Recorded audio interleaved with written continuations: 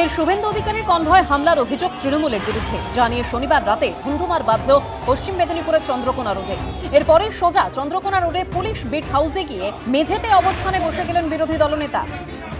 আজকে এখানে করেছে ভেবেছে এইসব করে দিয়ে একে মেরে দিব, না গাড়ি পুড়িয়ে দিব, না ভেঙে দেবো, এবারে পালিয়ে যাবে ছুটে। পালিয়ে যাওয়ার লোক নই, ক্ষুদিরাম মাতঙ্গিনী হাজরাত দেশের লোক। শনিবার সন্ধ্যায় পুরুলিয়া থেকে জনসভা সেরে ফিরছিলেন শুভেন্দু অধিকারী। চন্দ্রকোনা রোডের কাছে তাকে অভ্যর্থনা জানানোর জন্য দাঁড়িয়েছিলেন বিজেপি কর্মীরা। কনভয় সেখানে পৌঁছতেই পরিস্থিতি উত্তপ্ত হয়ে ওঠে।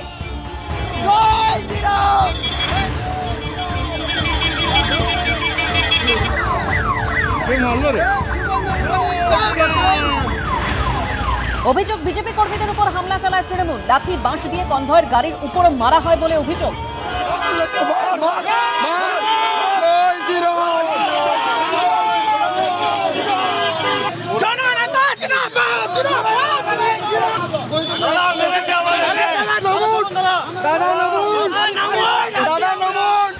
দুপক্ষের স্লোগান পাল্টা স্লোগানে রণক্ষেত্র পরিস্থিতি তৈরি হয়।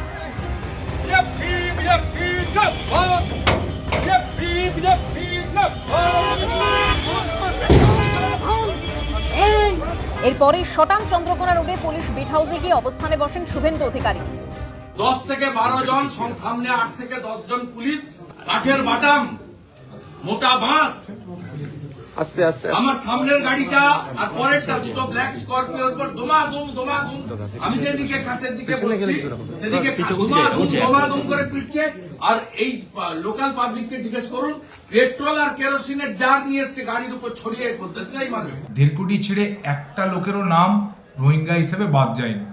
এই মিথ্যাচারের পরে বিজেপির নেতৃত্বের বিরোধী দলনেতার উপরে ভরসা, বিশ্বাসযোগ্যতা সম্পূর্ণভাবে একদম জিরো জায়গায় গিয়ে পৌঁছেছে। সেই জায়গাতে দাঁড়িয়ে মানসিকভাবে হতাশা এবং বিপর্যয়, তার ফল হচ্ছে যে আজকে চন্দ্রকোনা রোডের ফাঁড়িতে গিয়ে অবস্থান করা বা বিক্ষোভ দেখানো। রাতে দীর্ঘক্ষণ পুলিশ বিট হাউসে বসে থাকেন শুভেন্দু অধিকারী, অভিযোগও দায়ের করেন তিনি। সোমনাথ দাসের রিপোর্ট, এবিপি আনন্দ।